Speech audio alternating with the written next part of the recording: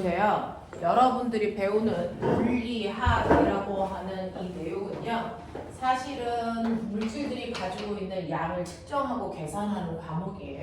그래서 물질들이 가지고 있는 양을 측정, 계산하는 과목이기 때문에 수학도 조금 되어 있는 게 훨씬 편하죠. 그래서 수상 정도에서 삼각비 정도는 좀 가지고 놀 수 있게 미적은 필요 없고요. 삼각비 정도는 여러분들이 가지고 오셔야 계산하는 데 좀 편합니다.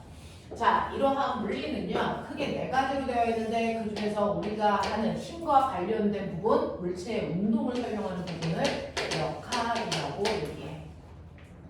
그 다음에 중학교 때 여러분들이 배우는 전기 파트가 있어요. 그 다음에 파동 파트가 있고요.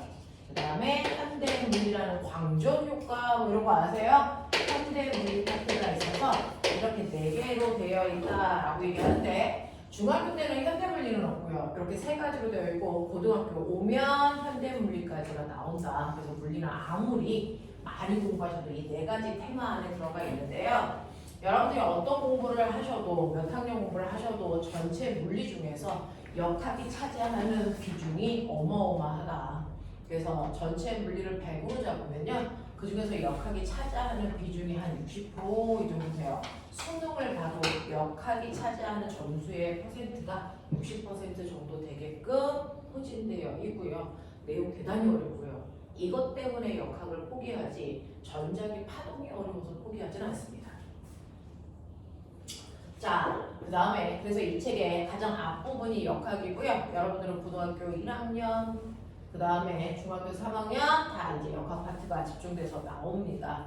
그 다음에 전기 파트는 중학교 2학년 1학기 때 배웠죠. 네, 거기에 2단원에 있는 거기부터 시작해서 나오는 거고요. 여러분들이 전자기라고 부르는 그 부분입니다. 얘는 이제 비중이 한 20%다 이렇게 생각하시면 돼요.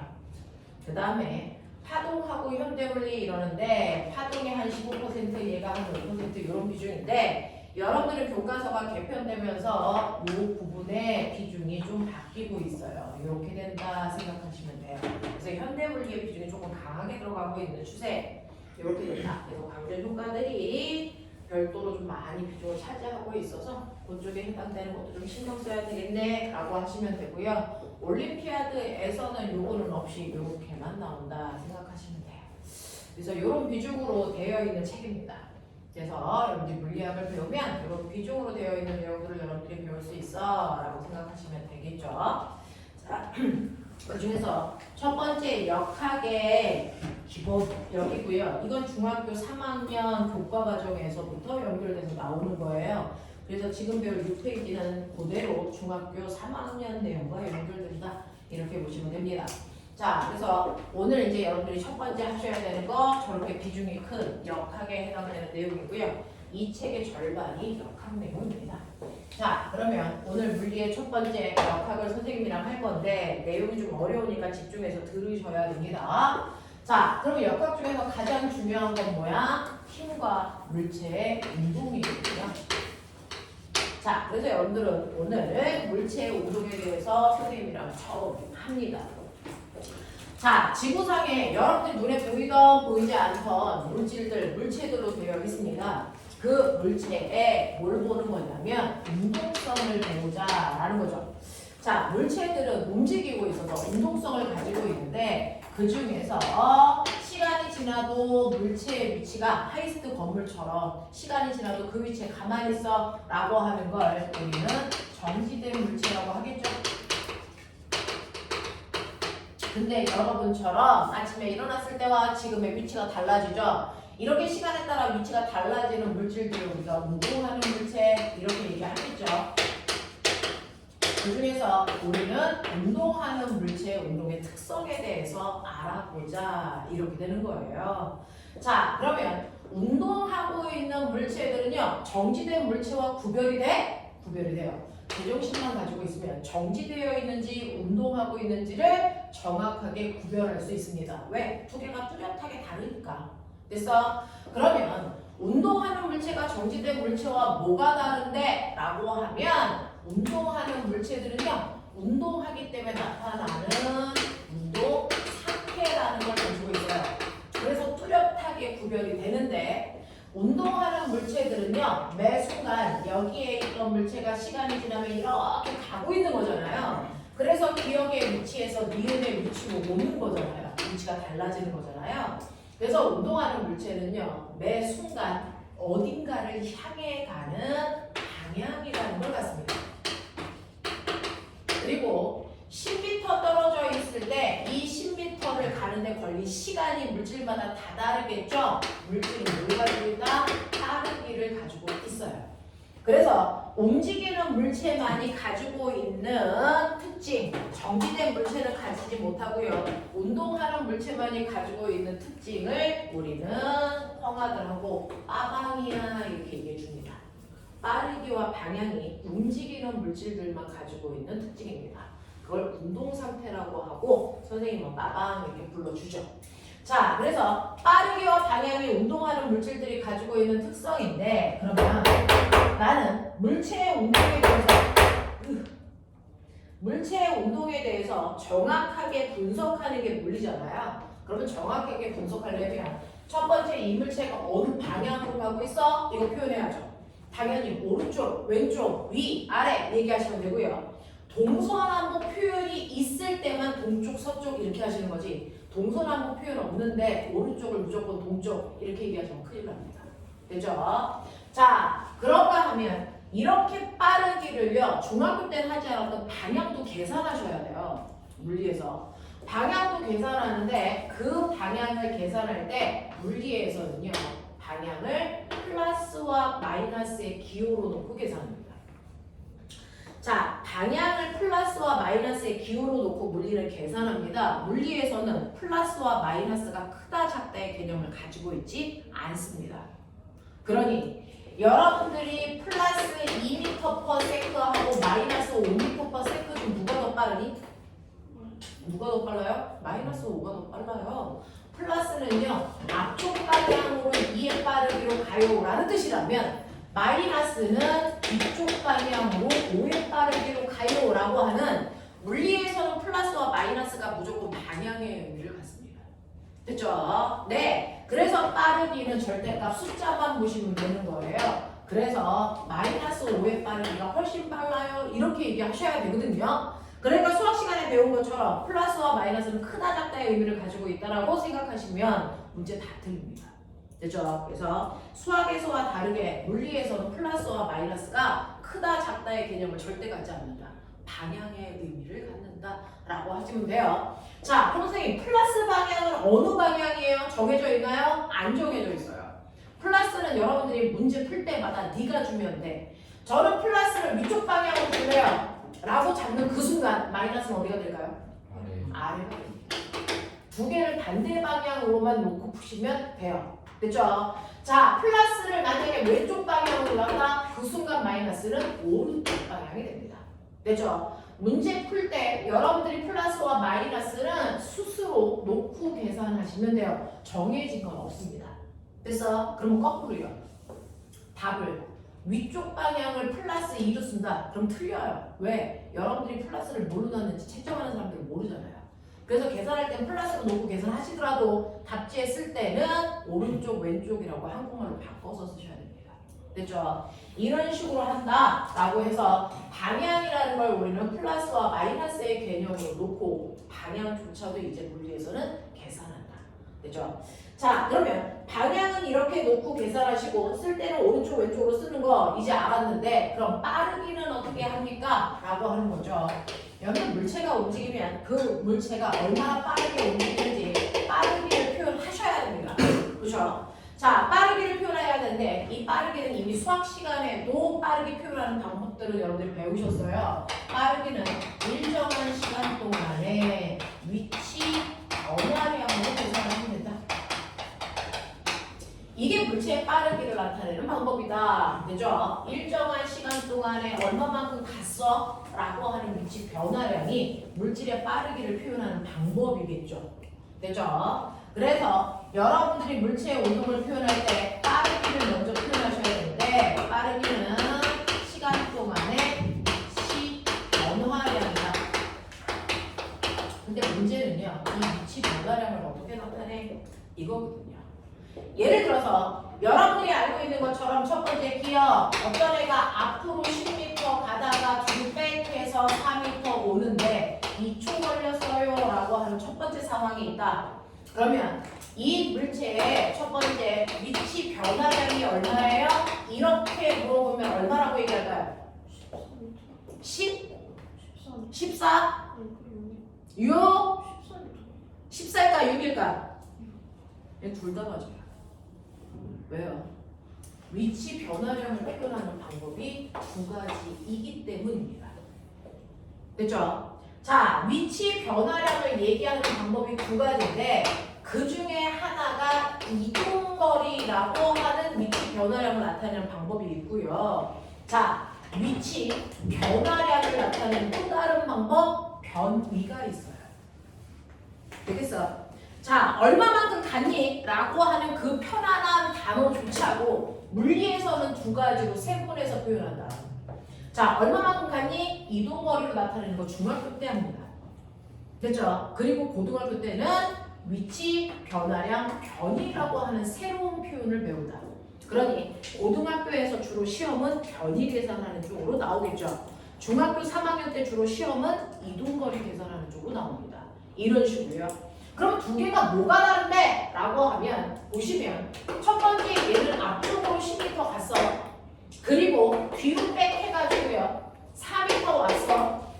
이때 생각해보세요. 자, 얘가 갔다가 오고 있는 중인데 이때 얘 얼마만큼 위치가 바뀌었니? 라는 얘기를 할 때요 방향을 생각할까 안 할까?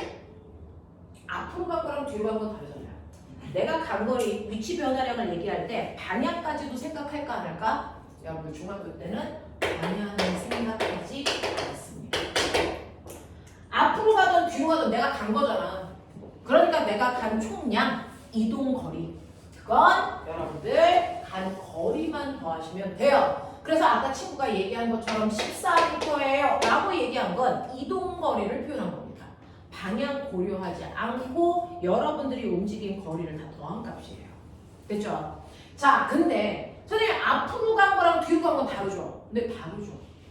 그러면 저는 방향을 신경 쓸 거예요. 방향이 다르니까. 그러면 저의 위치 변화량은 얼마입니까? 라고 얘기를 할 때요. 이 위치 변화량은 방향을 신경 쓴다 그랬으니까 방향을 고려하셔야죠. 그 방향 어떻게 고려합니까? 라고 하면 여러분들이 2초 동안에 여기에서 출발하셨어요. 그랬다가 2초 후에 여기에 도착했어요.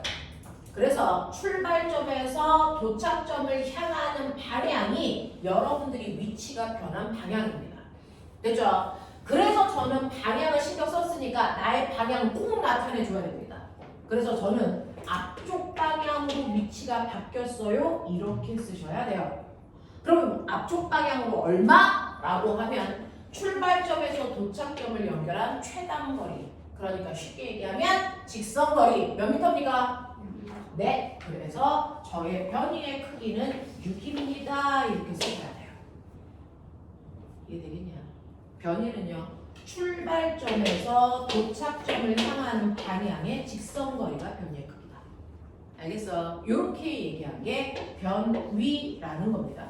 이게 고등학교 올라와서 배우는 개념이야. 그래서 저 아이의 위치 변화량은 14m 네 이동거리로 얘기하신 겁니다.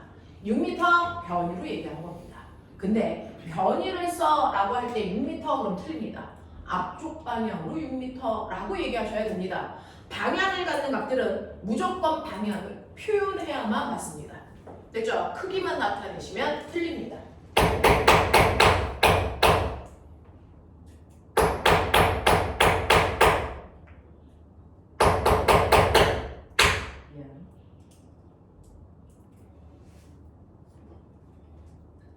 자, 그러면 첫 번째 우리는 이동거리와 변이가 다르다라고 하는 것까지는 이해했어. 뭔가가 다른가 봐. 그러면 이제 이게 익숙해져야죠.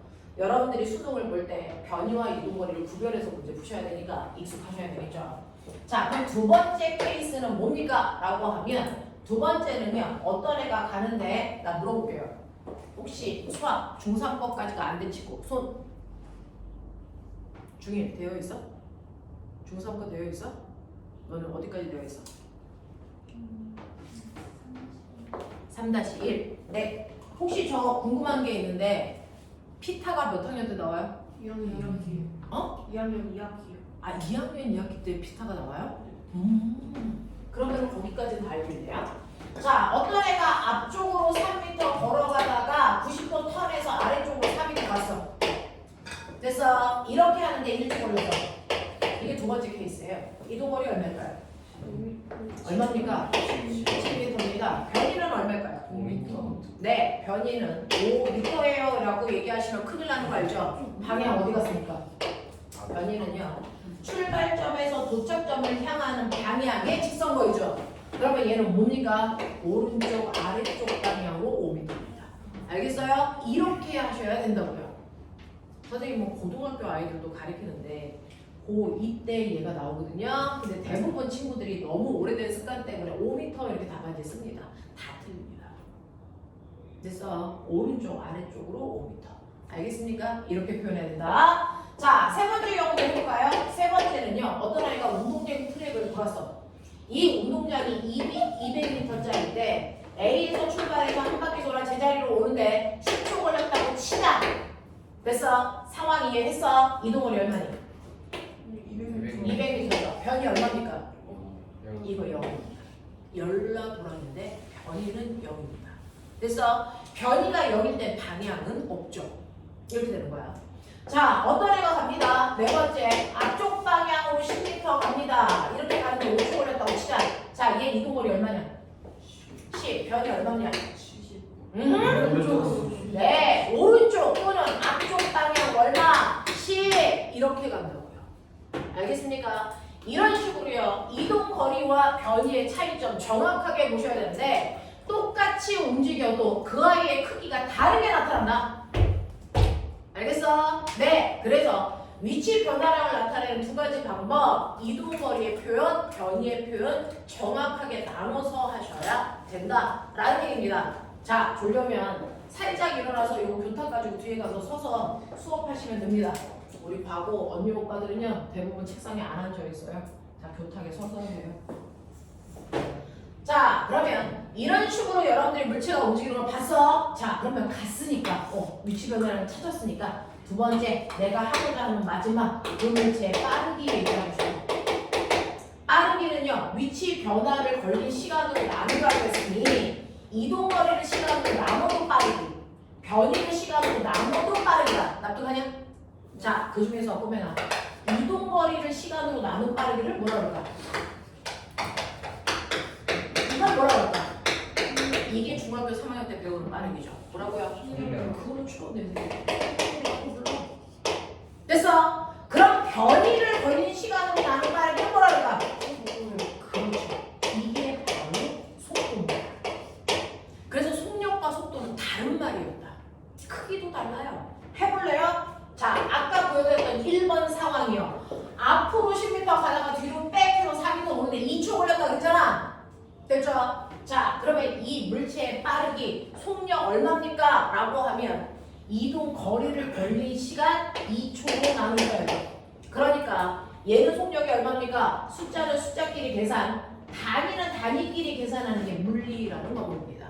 그러니까 이 아이의 빠르기 얼마 나옵니까?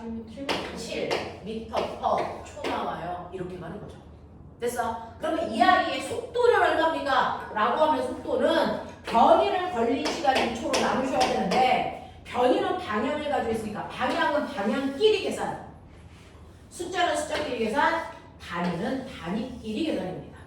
그럼 얘는 얼마입니까? 6m. 앞쪽 방향으로 얼마입니까? 3m. 네, 3m/초예요. 이렇게 쓰셔야 됩니다. 되겠어? 자, 두 번째 경우도 갈까요? 자, 두 번째 경우도 가보자. 두 번째는요, 여러분들이 보시는 것처럼 자, 직각삼각형 형태로 움직이는데 1초 걸린다 그랬어요. 그러니까 이동거리 7m를 1초로 나누시던가 또는 변이를 1초라는 시간으로 나누셔야 속력과 속도를 구할 수 있겠죠. 얘 속력 얼마? 7m/초. 속도 얼마? 오른쪽. 네, 오른쪽 아래쪽 방향으로 5m/초예요. 이렇게 가라고요. 알겠죠? 자, 세 번째 가자. 운동장 트랙 한 바퀴 돌았어. 10초 걸렸대. 되겠냐? 자, 속력 얼마냐? 20m. 네, 20m/초. 속도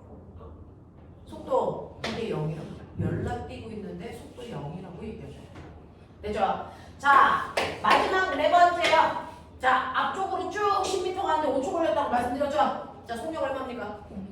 2m 보초. 속도 얼마입니까? 오른쪽. 네, 앞쪽 방향으로 얼마입니까? 2m/습니다. 이렇게 가는 거죠. 맞아. 이렇게. 자, 그래서 우리는요, 다양한 방향으로 물체들이 움직일 때 속력과 속도를 구했어. 자, 근데 이제 이과 쪽 머리로 틀자.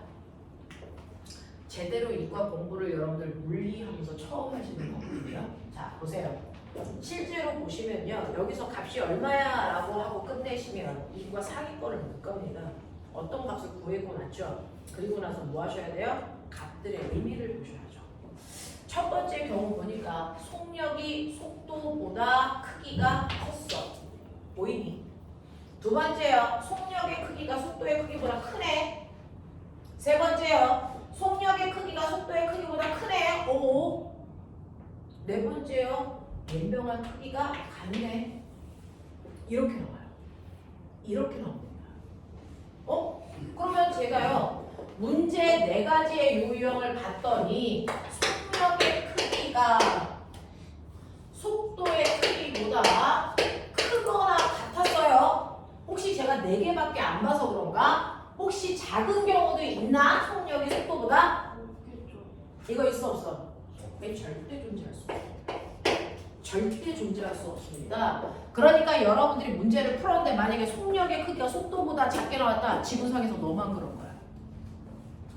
됐어? 왜요? 라고 하면 아까 말씀드렸죠? 속도라는 건 변이를 시간으로 나누는데 변이는 출발점과 도착점을 연결한 최단 거리라고요. 가장 짧은 거리라고요. 그 짧은 거리보다 더 작은 이동 거리는 존재할 수 없겠죠.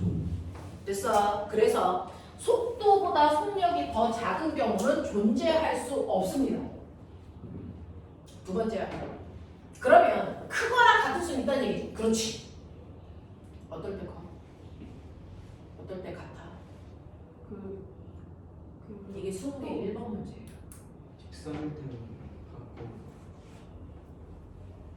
그냥 직선을 쭉 돌릴 때는 갖고 막 깎이거나 좀 지금 여러분들이 보셨으면 거기에서 이제 규칙성을 찾아내려고 하는 거죠.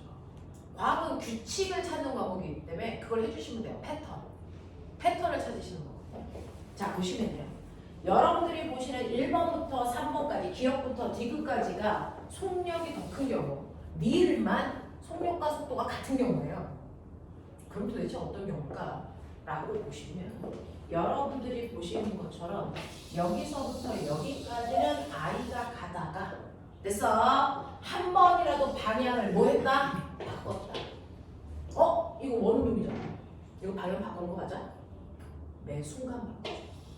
매 순간 가고 있는 운동 방향이 바뀌고 있는 겁니다. 옥수수 운동입니다. 됐죠? 이렇게 방향을 한 번이라도 바꾸는 경우에 그 방향을 바꾸는 그 순간부터 무조건 이동거리가 변이보다 커집니다. 방향을 바꾸는 그 순간부터 이동거리가 변이보다 커지기 때문에 속력이 속도보다 커질 수밖에 없습니다. 되겠어? 되겠어? 자, 그래서 여기에서 값을 구했는데요. 속력이 속도보다 커지는 이런 값들을 갖는다. 그러면 여러분들 문제를 딱 보면서 이 방향을 한 번이라도 바꿨네. 이렇게 보시면 되고요. 속력과 속도가 같았어. 얘 직선운동인데 방향 안 바꿨네. 이 뜻입니다. 무슨 말인지 알죠? 그래서 속력과 속도의 크기를 보고 물체가 방향을 바꿨는지 안 바꿨는지 미루어 짐작할 수 있고요. 방향을 바꿨다면 값이 속력이 더 크게 나와야 되는구나 라고 하는 걸 생각하시면서 문제 풀면 훨씬 더 정확도가 높아지겠죠. 이런 생각하시는 겁니다. 됐죠? 그래서 여러분들이 첫 번째 하셔야 되는 거 우리는 물체의 운동성을 배울 건데 그 운동성 중에서 움직이는 물체의 운동은 빠밥을 가지고 있는 특성이 있구나. 그 중에서 빠르기를 나타낼 때 시간 동안의 위치 변화량을 나타내야 되는데 위치 변화량의 이동거리와 변이가 구별이 되는지 봐라. 그래서 그걸 걸린 시간으로 나눴을 때 속력과 속도를 정확하게 구별할 수 있는지 봐라. 그래서 이게 첫 번째입니다. 이 과정이 되셨는지 확인해 보셔야 됩니다. 이건 물리에서요. 이게 흔들리면 절대로 안 되는 기본 중에 기본인 문제입니다. 됐죠? 자, 그래서 이 정도는 여러분들이 기본적으로 상식적으로 좀 기억을 하고 계셔야 물체의 빠르기를 정확하게 얘기할 수 있다. 그래서 너네가 가지고 있는 6페이지요. 이동거리와 변이에 대한 설명. 그걸로 또한 속력과 속도의 차이점을 정확하게 보여드리고 있습니다. 자, 그러면 이런 식으로 물체가 움직인다고 쳐. 이제 저는요, 속력도 속도도 구할 수 있어요. 네. 자, 그렇다면 이렇게 물체가 움직이는데 움직이는 물체의 두 번째 빠르기 종류를 조사하는. 자, 물체 운동의 종류를 보여드릴게요. 운동의 종류에 대해서 알아보자 이런 얘기입니다. 자, 물체가 움직여. 일단 움직인대. 움직이는 건 맞는데 그 운동에도 종류가 있다는 거죠. 자, 물체가 움직이는데 움직이는 거에도 종류가 있어? 있어요. 뭐가 있냐면 움직이는 물체는 빠방을 갖는데 물체가 처음에 어떤 상태였냐면요. 처음에는 오른쪽 방향으로 2의 빠르게로 가고 있었거든요. 근데 시간이 지나서 나중에 됐을 때요. 그 나중에 이 물체의 빠르기와 방향을 보니까 여전히 오른쪽으로 2의 빠르기로 가고 있대요. 뭐 바뀌었냐? 뭐 바뀌었냐? 시간. 라고 하면 물리는 단순해요. 우리가 관심을 갖는 건 얘가 출발할 때 사각형이었다 동그라미가 되던 고체였는데 액체가 되던 이건 전혀 관심이 없어요. 물리 그런 게 뭐가 아니야. 뭘 봐? 빠방만 봐. 알겠어? 물리는 빠르기와 방향만 보는데 시간이 지나도요. 빠르기 바뀐 거 있니 없니? 없어. 방향 바뀐 거 있냐 없냐? 없어. 빠르기도 방향도 안 바뀌었네. 그러면 이 물체는 아무것도 안 바뀌었다라고 물리를 판단합니다. 물리에서 빠방밖에 안 봐요. 다른 거 안 본다고요. 그러니 빠르기도 안 바뀌고 방향도 안 바뀌었어. 아하. 그러면 첫 번째 물체의 운동의 종류. 얘는 아무것도 안 변하는 운동을 했구나. 이거를 내 동생 못 알아듣게 멋진 걸로 뭐라고 할까요? 자, 빠르기 안 바뀌었어요. 분속. 방향 안 바뀌었어요. 직선. 운동이다. 이렇게 표현해요. 이게 중3 용어입니다. 등속, 직선, 운동. 됐어? 근데요. 이거를 한 글자만 줄여서 5글자로 만들면 고등학교 용어가 나옵니다. 저거를 등속, 직선, 운동은 우리가 또 다른 말로 뭐라 그럴까? 라고 하는데요. 등속, 빠르기. 직선, 방향. 빠르기와 방향이 안 바뀌었다는 걸 따로 뜯어서 얘기한 거야. 이걸 한꺼번에 붙여서 얘기해. 빠르기도 방향도 안 바뀌었어요. 한 글자 줄이면 뭐라 그럴까? 해봐! 등속도. 그렇죠. 등속도 운동해요. 이렇게 얘기하는 거예요. 속도라고 하는 건 빠르기와 방향을 한꺼번에 부르는 말이잖아요. 그러니까 빠르기와 방향이 안 바뀌었어요를 우리는 등속도 운동해요. 이렇게 표현해요. 중학교 때 속도라는 단어를 안 씁니다. 고등학교 때부터 씁니다. 됐죠? 중학교 때 속력이라는 단어밖에 안 배워요. 왜? 변이를 배울 수 없어서 그렇습니다. 그래서 변이라고 하는 개념을 중학교 때는 배울 수가 없어요. 그래서 중학교 때는 속력밖에 안 배웁니다. 그래서 등속, 직선 운동이라고 할 때 여기에 있는 이 속은 속력이라는 뜻이다. 됐어? 네. 자, 고등학교에 오면 등속도라는 단어를 배웁니다. 등속도 운동. 아, 등속 직선 운동을 등속도 운동이라고 하는구나. 저 선생님, 이거랑 비슷한 단어 하나 알아요. 등속 원운동. 저 이런 단어도 알아요. 그러면 등속 원운동 줄여서 등속도 운동이라고 부르면 된다 안 된다? 왜 안 돼? 왜 안 돼? 원운동 계속 그 방향이 바뀌는 맞아요. 원운동은 계속 방향이 바뀌고 있기 때문에 직선 운동이 아니잖아요. 그래서 등속도 운동은요. 등속 직선 운동만을 표현한 거다. 등속 원운동은 등속도 운동이라고 하시면 안 된다. 알겠냐? 이런 개념이야. 이런 개념이야. 그래서 아무것도 안 바뀌는 운동을 우리가 등속도 운동이라고 하면 빨리 미루어 진정해봐. 안 바뀌는 운동에 받는 말 변하는 운동이 있겠죠. 됐죠? 뭔가가 바뀌는 운동도 존재한다. 그래서 여기 두 번째 보시면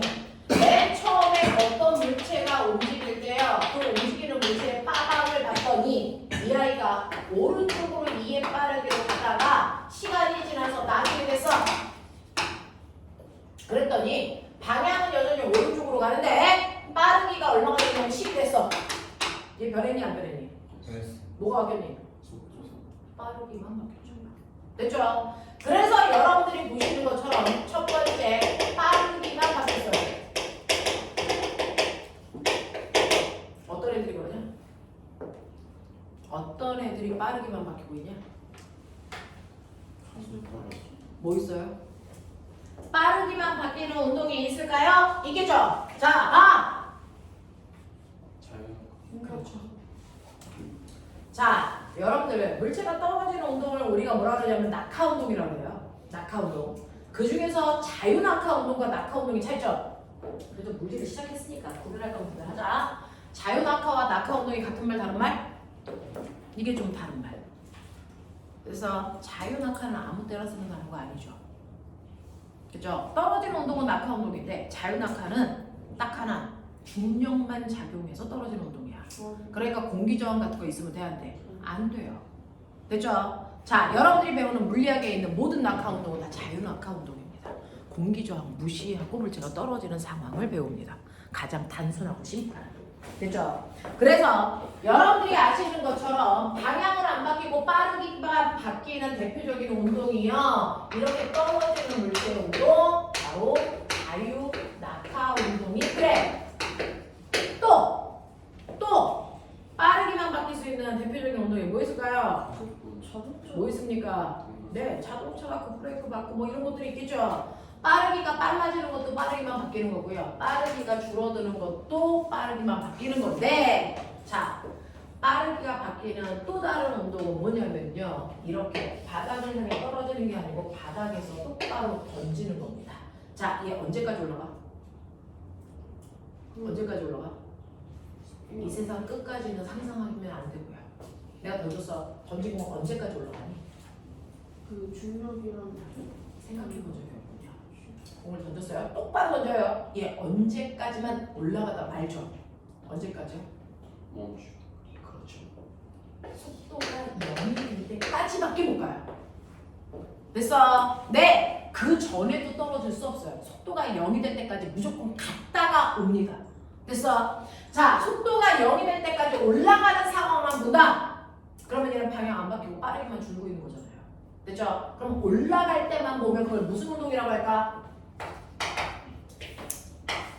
연직. 연직은 중력 방향을 얘기합니다. 됐어? 연직, 상반, 운동. 이렇게 해요. 됐어? 네, 연직, 상반, 운동 이렇게 얘기하는 이 두 가지가 빠르기만 바뀌는 경우네요. 자, 그다음에 두 번째요. 두 번째는요. 네, 어떤 애가요? 오른쪽으로 2의 빠르기로 가고 있었어. 맹. 근데 얘가요. 갑자기요. 2의 빠르기로 가긴 하는데 아래쪽으로 갑니다. 그러면 이 경우는 뭐가 바뀌나요? 네, 방향만 바뀌어요.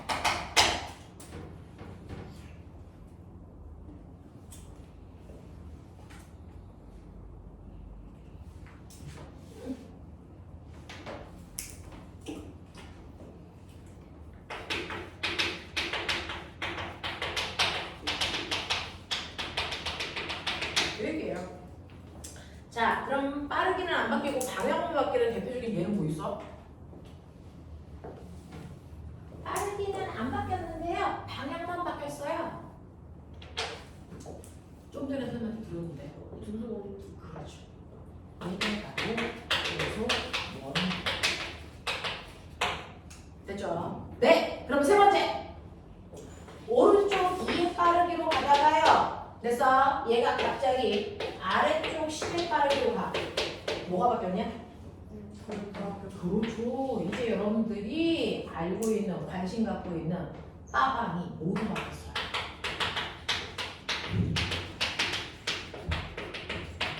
자, 빠방이 모두 바뀌는 운동이 뭐 있을까? 빠르기도 바뀌어요. 방향도 바뀌어요. 어떤 경우가 있을까요?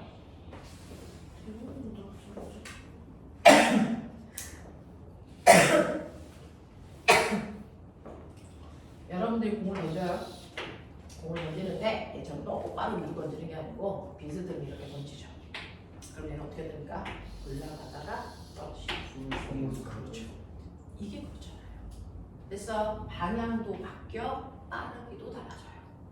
되겠어? 자, 그래서 대표적으로 폼을 쏘는 운동이 빡빡이 다 바뀌는 운동이냐? 이 운동을 우리는 물리에서 폼을 쏘는 운동이라고 불러. 또 있어요. 거꾸로 폼을 쏘는. 네. 이렇게 움직이는 바이킹 운동이죠. 이걸 우리는 진장 운동이라고 해요. 이해하냐? 네. 이런 식으로 빠르기와 방향이 다 바뀌는 운동에는 두 가지가 있다. 이걸 굳이 말씀드린 게 이게 고등학교에서 나오는 5가지 문제 운동입니다.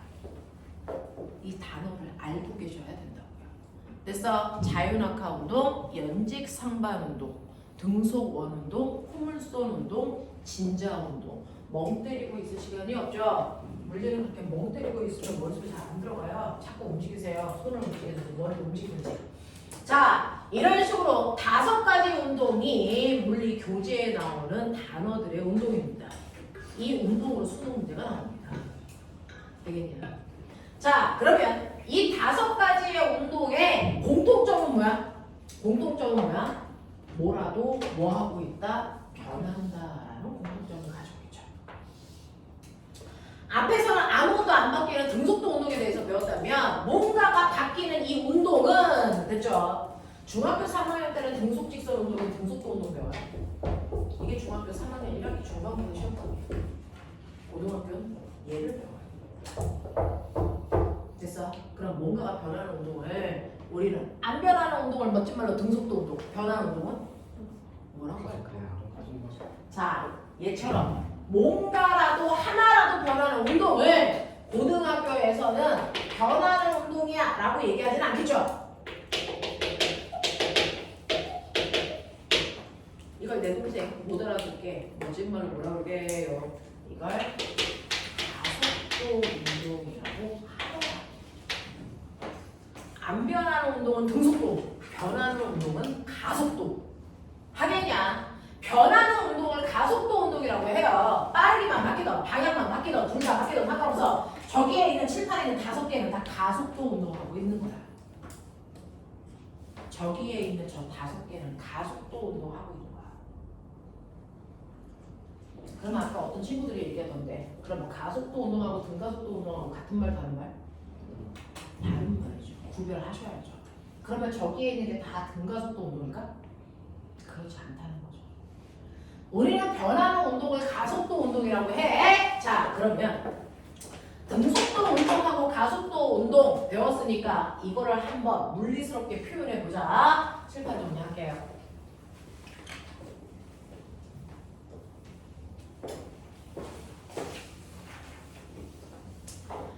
아무것도 안 바뀌는 운동을 등속도 운동이라고 했어.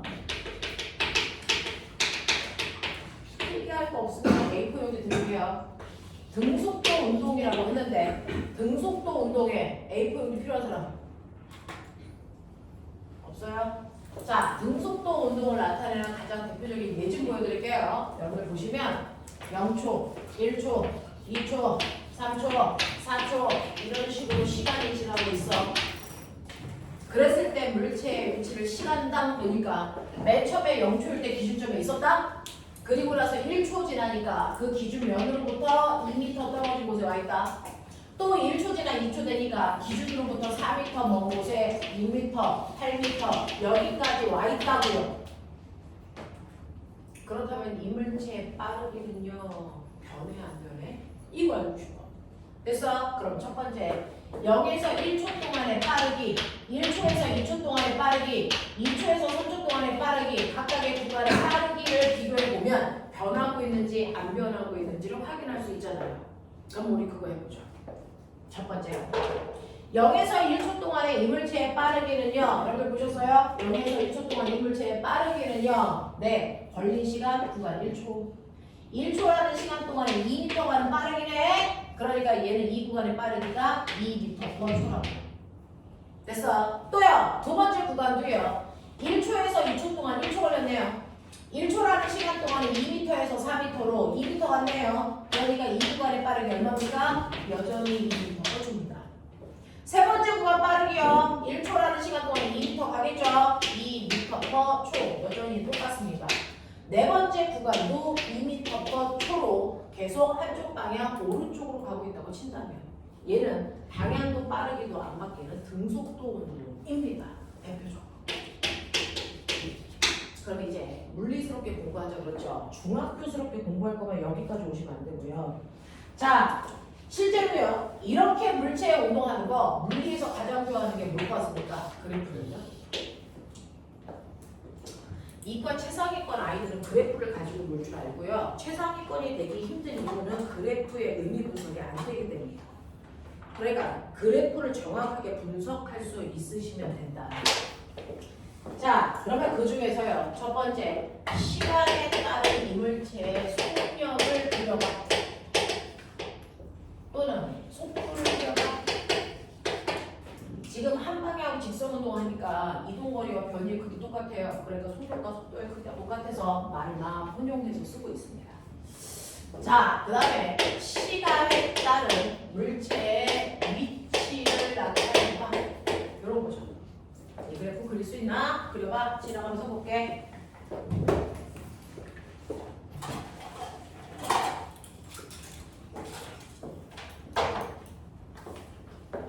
시간 속력 그래프, 시간 위치 그래프 저거 그려지나 봐봐.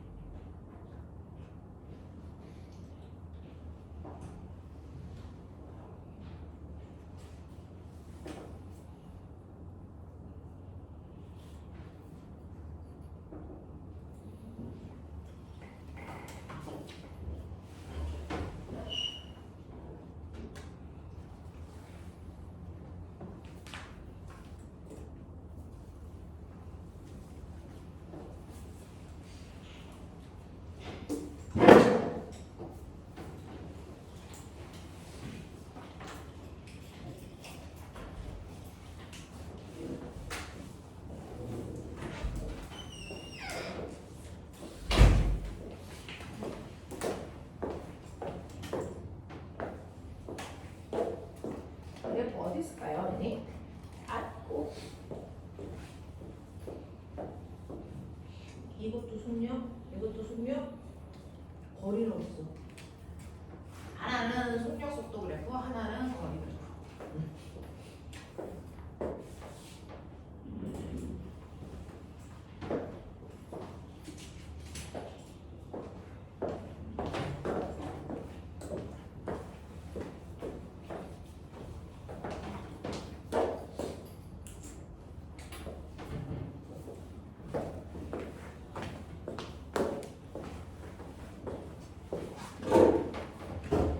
그래프 어디 있을까요? 오케이. 자, 보면 속력 속도 그래프요. 어떻게 그려지는 거냐면 보시는 거잖아요. 0초 그래프를 생각해 보세요. 그래프의 모양을 외우려고 그러면 이거는 쓸데없는 수업 하시는 거예요. 어차피 그래프의 유형이 그때그때 달라질 거니까 여러분들이 외워서 그려? 그거 말도 안 되는 거거든요. 자, 0초, 1초, 2초, 3초 이렇게 시간이 지날 동안 속력을 그리래요. 자, 0초일 때 속력 얼마였는데? 2m/s. 1초일 때 얼마였는데? 2m/s. 2초일 때 얼마였는데? 2. 3초일 때 얼마였는데? 2. 보이세요?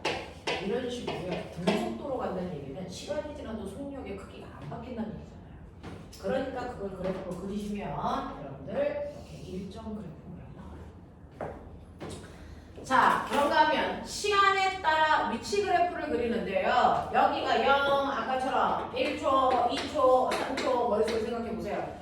자, 그랬을 때 물체의 위치요. 0초일 때 0에 있었어요. 1초이면 어디 있어요? 2m. 여기. 요거죠. 2초일 때는 4m. 여기. 3초일 때 5m. 이거죠.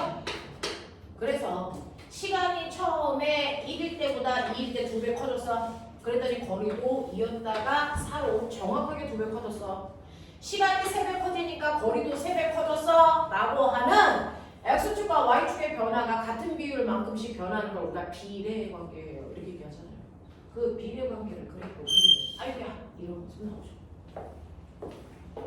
됐죠? 그래서 저런 개형이 나오셔야 된다. 이게 등속도 운동을 그린 거다. 저걸 찾는 게 중3 내용이다. 알겠습니까? 근데 중3은 저런 거 합니다. 자, 그 다음에 두 번째 등속도 운동에 대해서 했으면 이제 여러분들은 가속도 운동도 한번 해보자. 예를 들어 볼게요. 0초, 1초, 2초, 3초, 4초 이렇게 시간이 지나가고 있는 거 보이세요? 그랬을 때 물체의 위치가 0이었다가 2m였다가 6m, 12m, 20m 간의 거리 요거죠. 그러면 이 구간의 평균 속력 얼마일까요? 라고 하면 속력을 우리가 벨로시티의 약자 V라는 기호로 써요. 자, 그랬을 때 이 구간은 1초라는 시간 걸렸는데 1초라는 시간 동안에 2m 갔네. 오케이. 자, 그럼 이 구간의 평균 빠르기 얼마야? 2m/초네. 그치? 자, 요 구간도 1초 걸렸네. 1초라는 시간 동안에 간 거리 얼마야? 4m 갔으니까 4m/초. 자, 이 구간도 1초 걸렸는데 1초라는 시간 동안에 6m 갔네. 6m/초. 이 구간 1초라는 시간 동안에 8m 갔네. 와, 그럼 이 구간의 빠르기는 8이네. 이렇게 가는 거죠.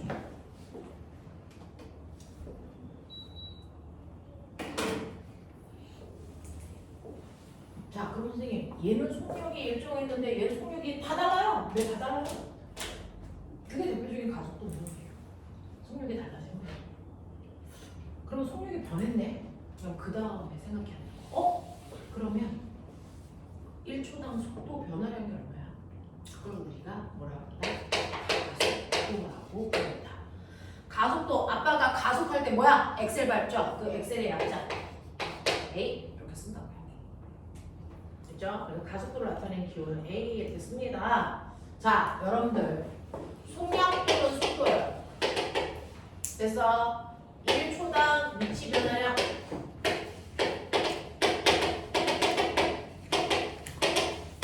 그래서 시간분의 위치 변화량 되죠? 가속도 시간분의 속도 변화량 이렇게 계산하는 거야. 가속도는 시간분의 속도 변화량, 속도는 시간분의 위치 변화량 이런 거죠. 그래서 시간분의 쉽게 얘기하면 간거리, 얘는 시간분의 속도 변화 이런 거예요. 그렇죠? 그걸 물리에서는 전 세계 모든 사람들이 공통으로 봐야 되기 때문에 한국말로 쓰면 우리나라 사람만큼 못 읽잖아. 그래서 가속도를 A라고 쓴다 그랬잖아. 가속도는 시간분의, 시간을 우리가 타임의 약자 T로 써요.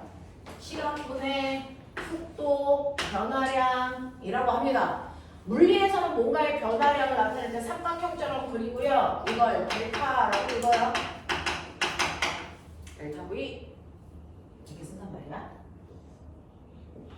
시간분의 속도 변화량, 이게 바로 가속도 구하는 식이야. 자, 그러면 속도가 달라졌으니까 가속도가 생겼다는 얘기죠. 네, 가속도가 있죠. 속도 변화량이 있죠. 자, 그럼 그걸 구해볼까요? 네.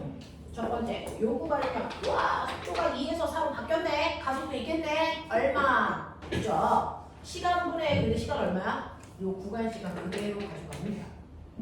됐어. 그러니까 1초라는 시간 동안에 속도가 변했어요. 모든 변화량은 무조건 나중 값에서 처음 값을 빼는 거예요. 그러니 이 구간에서 나중 속도는 4, 처음 속도는 2, 빼 얼마? 2 이거라고. 그럼 이거 계산하면 숫자는 숫자끼리 계산, 단위는 단위끼리 계산 뭐요? 그러면 얘는 가속도가 얼마야? 2 미터 퍼 세크 보이니? 이거 어떻게 쓸까? 미터 퍼 세크 제곱 이렇게 써요. 이게 가속도 단위야. 미터 퍼 세크 제곱 이게 가속도 단위야. 그래서 이 구간의 가속도 얼마입니까? 라고 하면 이 구간의 가속도는요 2 미터 퍼 세크 제곱이에요. 이렇게 해요. 자, 요거가 또 가족도 있네. 네, 속도가 바뀌었으니까. 얼마? 1초라는 시간 동안에 속도가 2 증가했죠? 2m/s제곱. 이 구간도 가속도 2m/s제곱. 됐니? 이렇게 보여줘요. 그래서 우리는 이제 속도도 배웠는데 오늘 가속도라는 것도 배웠어. 됐죠? 그래서 가속도를 구했더니 가속도의 크기가 다 2 똑같다. 됐어. 이렇게 가속도가 있는 운동 중 가속도의 크기가 같은 운동을 우리 뭐라 그러나 등가속도 운동이라고 한다라는 거죠. 그래서 여러분들 물리학 하는 동안 내내 등가속도 운동하는 아이들만 배워요. 그래서 등가속도 운동한다 라고 하는 거죠. 자, 그러면 이렇게 등가속도 운동하는 아이도 아까처럼 그래프를 그릴 수가 있어. 보자. 상상해봐. 뭔가를 가리켜서 아는 아이들은 중상위권 아이들. 가리킨 걸 가지고 하나를 더 응용해낼 수 있는 아이들이 최상위권 아이들이에요. 그거 해보세요. 그러니까 가속도, 속도, 위치 그냥 기호로 쓰는 거야. 한국말로 쓰기 귀찮아서. 너네는 한국말로 써도 돼. 가속도, 속도, 거리. 되겠어? 자, 그래프 그려봐. 이 운동에 시간 가속도 그래프, 시간 속도 그래프, 시간 위치 그래프를 그려보시라고.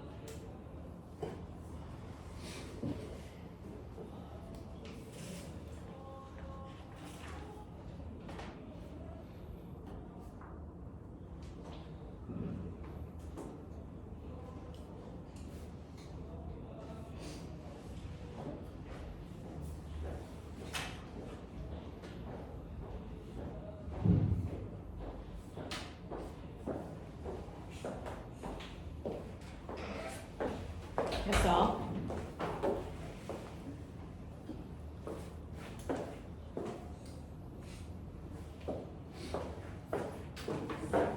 응? 그럼요. 아직 안 배웠는데 이걸 다 알면 우리나라에 학원이 이렇게 많지 않겠죠? 대충 보는 거야.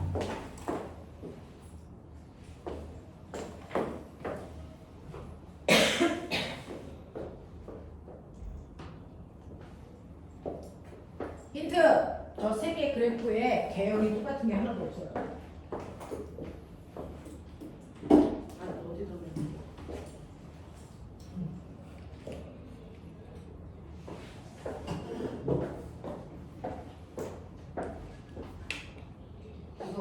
고3애도 그래프 맨날 틀리는 거야. 그냥 1시간 수업하고 이걸 그릴 수 있다? 한산이겠죠. 자, 보시면 시간에 따라 가속도 어떠니? 그래도 얘를 느낌을 잘 보셨어요. 시간이 0초일 때, 1초일 때, 2초일 때, 3초일 때 가속도 극과 계속 2로 무시대 가동해서 이제 어떻게 그렸어? 이렇게 했어. 그렇죠? 두 번째요. 시간이 0초, 1초, 2초, 3초 이럴 때 지나는 동안 속도가 2, 4, 6, 8 시간이 2배 길어지니 속력도 2배 커졌어. 비례죠. 비례 그래프 개형이 나오면 돼요. 되겠어. 자, 세 번째는요. 간거리 보시면요. 1초일 때는 2m 갔는데 2초일 때는 4m가 아니고 2m죠. 비례가 아니죠. 시간이 2배 커졌는데 거리는 2배가 아니고 3배 커졌네요. 시간이 3배 커졌는데 간거리 4배 커졌네요. 시간이 3배 커졌는데 간거리는 자, 몇 배 커졌어? 얘 3배 커졌고 얘는 3배 커졌는데 얘는 몇 배 커졌냐?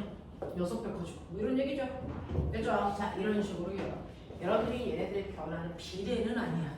그러니까 얘가 이렇게 나오시면 어떤 모양 나오냐면 통일성 모양 나와요. 이런 식으로 나옵니다. 됐죠? 네, 그래서 비례인지 아닌지는 그 양이 첫 번째에서 두 번째로 갈 때 2배가 되는지 보시면 돼요. 자, 요런 느낌, 요런 느낌의 개념이 잡히면 돼. 자, 그래서 등가속도 운동의 기본 포맷 이렇다. 됐죠? 네, 기본 포맷이야. 자, 그러면 이런 식으로요. 운동의 종류가 등속도 운동과 등가속도 운동이라는 가속도 운동이 있다는 얘기죠. 자, 그러면 이런 식으로 등속도 운동과 등가속도 운동 그래프를 그렸는데 자, 선생님이 한 번만 상위권 얘기 후 해볼 테니까 듣고 이해하면 그걸로 그냥 쭉 응용해서 가시면 되고 그렇지 않으면 그때그때 설명할 테니까 자주 반복해서 봐. 자, 그래프에서는요. 숨을 수 있는 곳이 있다. 우리나라 물리 문제를 보시면 1번부터 20번까지 수능 문제 20개인데요. 그 중에서요. 그래프가 그려져 있으면 중하위권 문제 또는 중위권 문제. 그래프가 없는데 그려서 풀어야 되면 그게 최상위권 문제. 이렇게 돼요. 물리 문제는 대부분 그래프로 풉니다. 공식으로 푸는 건 좀 복잡해요. 그래프를 풀면 내용 중에 빠져있는 것들이 눈에 보입니다. 그래서 그래프를 그리시는 연습을 하시는 게 되게 중요하고요. 근데 이렇게 그래프를 그리면 X축과 Y축에 나와 있는 정보도 있지만 나와 있지 않는 숨은 정보들도 있어요. 그 숨은 정보를 읽어낼 수 있으면 최상위권이에요. 예를 들어서 첫 번째 시간에 따른 가속도 그래프를 그렸을 때요. 어떤 학교에서도 이 그래프 그려놓고 2초일 때 가속도 얼마니? 이거 물으면 병신이죠. 2초일 때 가속도 얼마야? 2요. 이걸 안과에서 시력 검사할 때는 하는 거죠. 그래서 눈 떴어? 이거 뭐야? 이런 거죠. 근데 그래프를 그렇게 그리는 이유는 사실 그래프에서는 숨어 있을 수 있는 장소가 두 군데 있어요. 그걸 수학 시간에 배운 거죠 이미. 그래프에서 숨을 수 있는 곳 어디에 숨을 수 있을까? 기울기와 면적이요. 그래서 수학 시간에 함수 배우면 기울기 구하는 거 배운 거고요. 면적 구하는 거 배운 겁니다. 됐죠? 물리를 푸는 열쇠는 수학이거든요. 그래서 수학은 물리의 언어다 이렇게 표현합니다. 자, 그래서 보시면 이렇게 모든 그래프에 기울기와 면적에 뭔가가 숨어 있어. 그게 얼마고 뭐가 숨어 있는지 찾아내는 연습을 하기 위해서 기본적으로 연주 수학을 해가지고 오시는 건데요. 자, 그러면 딱 보니까 이 그래프 기울었다. 됐죠? 여러분 이 기울기에 뭔가가 숨어 있답니다. 그 기울기가 얼마야? 그건 수학 시간에 배우시면 되고요. 기울기에 뭐가 숨어 있어? 숨어 있는 게 뭘까? 이거 찾는 거 하셔야 되는데 수학 시간에 배운 것처럼 기울기는요 x축분의 y축의 값으로 구해 이렇게 했어요. 그게 값만 구할 때 그러는 게 아니고 의미를 구할 때도 그렇습니다. 이 그래프의 기울기에 뭐 숨어 있을까요? x축이 시간이고 y축이 뭡니까? 위치 변화량. 그럼 기울기가 뭘까? 그렇죠. 시간분의 위치 변화를 얘기하는 거야. 속도죠. 또는 속력이죠. 그러니까 이 그래프의 기울기에 속력 또는 속도가 숨어있다 이렇게 보시는 거야. 됐어? 자, 기울기 얼마냐? 2요. 그렇잖아요. 됐죠? 자, 근데 나 물어볼게. 1초일 때 기울기가 크냐? 2초일 때 기울기가 크냐? 그러니까 등가속도. 네, 등속도죠. 맞아. 그게 써있는 거야. 나 등속도야. 이렇게 써있어요. 되겠어? 자, 그럼 선생님 얘는요 똑같이 시간 위치 그래프인데 얘는 모양이 다르잖아요. 네, 그러니까 지금 등속도인데 얘는 등속도가 아니겠죠. 그러면 이 그래프의 기울기는 뭐예요? 기울기 뭐예요? 모양이 어떻게 생기든 기울기는 똑같아요. 시간분의 위치 변화요. 속력이라고요. 되겠어? 그러면 1초일 때 속력, 2초일 때 속력 보자. 1초일 때요. 자, 곡선일 때는 접선의 기울기가 1초일 때 속력이에요. 2초일 때 접선의 기울기가 2초의 순간에 속력의 크기를 얘기해요. 자, 얘는 기울기가 점점 뭐해지고 있니? 점점 가파라져. 네, 기울기 커지고 있죠. 기울기가 커지고 있는 이유가 뭘까요? 속력이 빨라져서 됐어? 그래서 얘는 속력이 빨라지고 있네. 됐어? 이렇게 보라고요. 자, 두 번째요. 시간 속도 그래프예요. 기울기가 뭘까? 얘도 기울기잖아. 기울기 뭘까? 빨리 생각해. 기울기 구하는 수가 x축분의 y축의 변화량 해. 시간분의 속도 변화량 뭘까요? 가속도. 왜 가속도? 1초일 때 가속도가 크냐? 2초일 때 가속도가 크냐? 똑같죠? 그러니까 등가속도는 얘네 처음부터 안 돼. 우리나라 고3 애들도 맨날 그 연습만 1년 동안 해. 자, 이런 식으로요. 그래프의 기울기는 무조건 x축분의 y축의 변화량이 숨어있어. 그러니까 뭐가 숨어있는지를 자꾸 찾아보는 연습을 해보십시오. 자, 그 다음에 그래프의 면적에도 뭔가가 숨어있다 그랬지? 자, 선생님 얘는요. 시간 위치 그래프에서 면적의 의미가 없어요. 됐어. 네, 얘는요. 면적의 의미가 있어요. 자, 수학 시간에 면적 어떻게 구하겠어? 넓이. 6평 곱하기 높이. 8 곱하기 0. 됐죠? 자, 면적은 여러분들이 알고 있는 그 유명한 가세로 구하죠. 가로 곱하기 세로. 자, 가로가 뭡니까? x축. 세로가 뭡니까? y축. x축과 y축의 물리량의 곱이 바로 면적 속에 숨어 있어요. 좀 닮아. 이거 뭡니까? 시간. 이거 뭡니까? 속력, 속도. 시간 곱하기 속력. 뭐가? 보이죠? 그러니까 이 면적이 그 시간 동안에 위치 변화량이 숨어 있다고요. 됐어? 이동거리 또는 변이가 숨어 있어. 자, 봐. 1초 동안 간 거리. 1초 동안 간 거리. 그럼 1초로 잘라서 요만큼 되면 면적만 구하시면 돼요. 몇 미터? 써 있잖아요.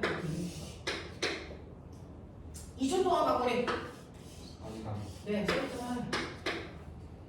보여? 3초 동안 간 거리. 네, 6m 써 있잖아요. 됐어? 얘는 써놓은 거고요. 얘는 그래프 속에 숨겨놓은 거죠. 찾는 거잖아요. 됐냐? 자, 시간 속도 그래프요. 얘도 시간 속도 그래프인데 선생님, 쟤는 삼각형 모양인데 얘는 삼각형이야. 상관없잖아. 모양은 상관없어요. x축과 y축의 곱이 그 그래프 면적에 숨어 있어요. 되겠어? 네. 그러니까 얘는 3초 동안 간 거리. 그러면 3초 딱 잘라서 삼각형 넓이 구하시면 돼요. 이게 간 거리야. 똑같아요.